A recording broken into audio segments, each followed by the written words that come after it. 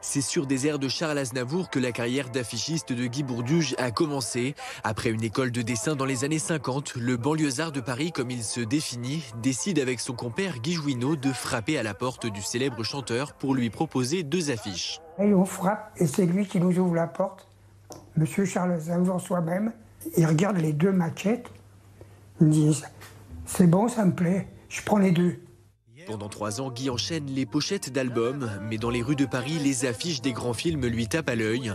Avec son ami, ils tentent ensemble leur chance dans une agence de création près de l'Étoile. Comme des fous, on est rentrés, on a bossé, on a fait chacun un projet, ça a été refusé. On a réussi après à comprendre comment il fallait faire et on a trouvé des adresses. On est allé chez Gaumont, on est allé chez d'autres boîtes et on a commencé à faire de temps en temps une affiche. Au début, ça a été dur, hein. Puis petit à petit, on a commencé à se faire connaître dans le métier. Et on a bossé pour tout le monde et pour les Américains. Guy Bourduge aura travaillé avec les plus grands noms comme Stanley Kubrick et Woody Allen. Lui et son compère ont réalisé l'affiche de près de 500 films, dont des classiques comme Rocky, La bataille d'Angleterre, Barry Lyndon, Vol au-dessus d'un nid de coucou, ou encore Le gendarme à New York avec De Funès. Les artistes reçoivent en 1990 le César de la meilleure affiche pour le long métrage Cinéma Paradiso.